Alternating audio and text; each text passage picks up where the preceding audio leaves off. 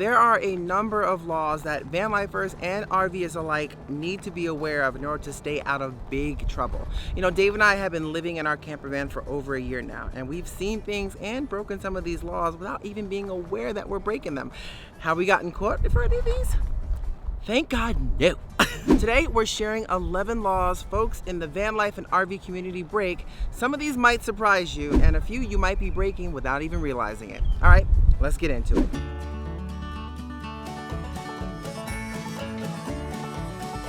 First up, sleeping overnight on some city streets and public parking areas. In recent years, it's become more and more difficult to find overnight parking. I think everyone in the RV community and van life community understands this.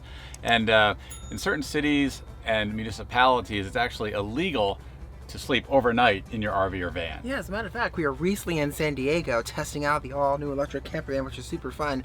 But we noticed signs everywhere, basically stating no overnight parking from 9 p.m. to 6 a.m., which eliminated anyone trying to camp or sleep on the side of those quiet streets. Now, we will say that we certainly saw plenty of van lifers doing so. Yeah, right? and car campers. Yeah, there were car campers there, clearly parking on the side of the street and sleeping overnight during those hours. Yeah. So they're risking the knock, risking the fine. Yeah, and they may not have seen, maybe they pulled in late, who knows, and not have read the sign, or, when we were going, past, be very careful, because like Dave said, you don't want to wake up with a boot.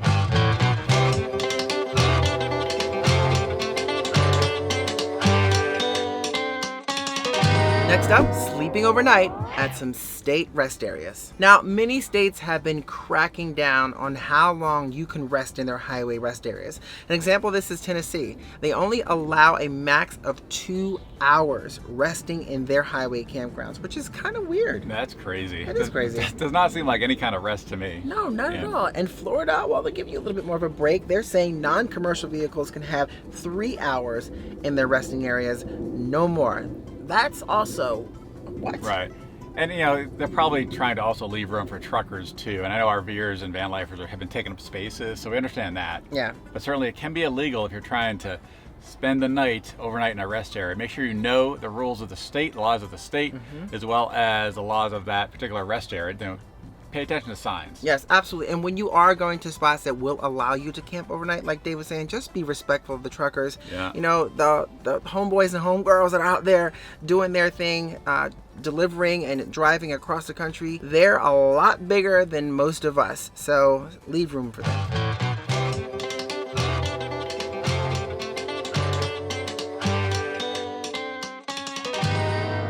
Drinking alcohol in some state parks.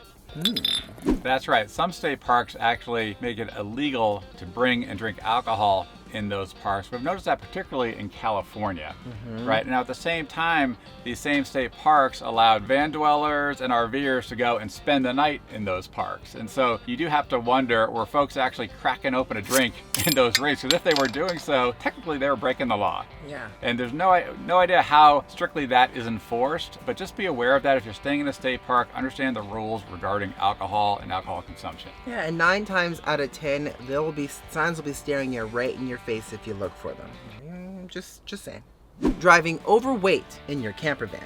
Every rig has a weight capacity. So even if you can fit all your belongings in your rig, you have to be aware of the weight capacity limit. We know to this day, there are probably a ton of folks still driving overweight in their RVs. When we first got our RV, we were super excited. We loaded up our RV before hitting the road. We ended up getting to a weigh station and quickly found out that we were overweight and had to make some adjustments. It's crazy. Yeah, and it can be really tough too, especially if you're full-time, you're trying to bring all your belongings with you inside your rig. And like Tanya said, we found we were overweight. You have to make a tough decision on what to bring and what not to bring. Exactly. Like my Cadbury eggs, my Grogu, my extra blanket, my Buc-ee's, my extra Buc-ee's beaver nuggets, all that good stuff. You need everything. Yeah. And on a related point, we've heard stories and rumors of insurance companies actually trying to deny claims from folks that maybe were driving overweight in their rigs. And we don't know if it's true or not. We'd love to hear from you. If any of you have direct experience with insurance companies trying to deny claims in that situation, please let us know in the comments below. We'd love to hear about it. Yeah, and it's not directly from you, and Right. you know this has happened to someone you know. Let us know about it as well so we can put those rumors to rest once and for all.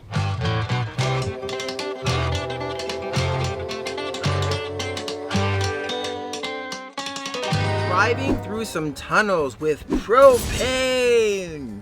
Quite a few tunnels prohibit propane in them due to safety concerns, and that's because propane is actually heavier than air and can pull at the bottom of tunnels. And so if propane is prohibited in those tunnels, just make sure you do not take your tanks or your rig inside them. Not only is it illegal, but it's also dangerous. And on a secondary note, we actually recommend that you always turn off your propane while driving. While it may not always be technically illegal, it's just much safer to do so. So an interesting fact that may surprise you is that propane restrictions in tunnels generally depends on if, say, it's a tunnel that's uphill or downhill. Now, an uphill one, which is typically a mountain tunnel, looks like this. So therefore, if propane is leaking, it's generally going to come out of one end of the tunnel or the other. But if you now flip that upside down to a tunnel that looks like this, which most of the times is underwater, well, think about that. Well, now you have the propane that's pooling in the center, which can become very dangerous and very hazardous. So most of the times, propane restrictions might be fewer when you find places that look like this, tunnels that are more mountainous, than look like this.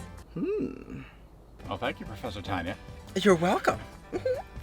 Dumping your gray water outside of approved dumping stations. Now, we heard stories of some people actually dumping their gray water out in the woods and not at approved dump stations. And now this is generally illegal and you shouldn't do it. Now, some will argue that gray water is just soapy water and things like that. But the fact is, I mean, gray water does stink and it's definitely considered toxic by many authorities. So just don't do it. All of the organizations that manage our federal lands have made it illegal to dump gray waters on the lands that they manage. Now, the lone exception to that is the Bureau of Land Management, or BLM land. And even within that, there are many exceptions within BLM land where you can't dump your gray water. So just make sure you check very carefully if you're going to go on BLM land. And our recommendation is just don't do it. Don't dump that gray water. Thank you, Professor Dave.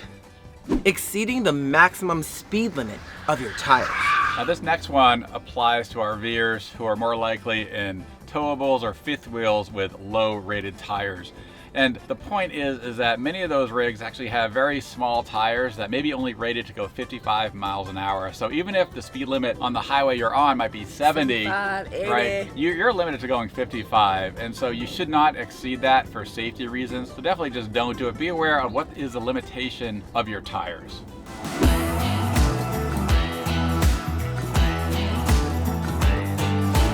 Driving with your hazard lights on. Now, you often see RVers, camper vanners, and sometimes cars driving with their hazard lights on. And most times these are in situations where it's like fog or heavy rain or wind or snow. But in many states, this is illegal and sometimes can be more dangerous than just keeping them off. Now, we do recognize it's common practice for big rigs to put on their hazard lights when they're going up mountainous roads. And it's basically to let other drivers know that they cannot maintain the speeds to get up those mountainous hills. So we're not really referring to that situation. Darkly tinted windows. You know, states vary when it comes to regulations regarding tinting on your rig. As a matter of fact, some are very restrictive. Examples like New Hampshire, New Jersey, and Vermont, they are super restrictive. And I think they don't even allow tinting on those front two windows. So moral of the story is, if you're gonna be driving in places that have high restrictions regarding front window tinting and you have them, you might not wanna go there, because if they require you to take them off, you're gonna have to take them off. So, okay, let me ask you this question then, Dave. So Sure. if I'm not gonna actually remove my tinting, it costs me a lot of money to do that. So what should I do if I'm driving in one of those restrictive states? Well, you can drive with your windows down. Ah! Just hope it's not in the middle of winter. Yeah, drive with my windows down. Does that make sense? Yeah, thanks, Professor Dave. Living in your RV or even parking your RV on your own gosh dang property. Yes, this one surprises us a bit, right? If you own your property, you think, okay, we can park or live in our RV on the property. That's actually not necessarily true. Many towns and municipalities have strict regulations about where you can park your RV and may actually have a limitation on the time you can actually keep your RV on your own property. Yeah, as a matter of fact, that can even apply to a lot of places that have like an HOA. Oh yeah. They will tell you, probably right in those documents, no RVs allowed. And so you'll have to find an alternate place for that RV, and the rules can change at any minute. Exactly. So, right, yeah. so if you do own land, make sure you understand what the regulations are on that property for an RV, keeping it there and also living in it. Let's talk about taxes. You know, everyone's favorite topic.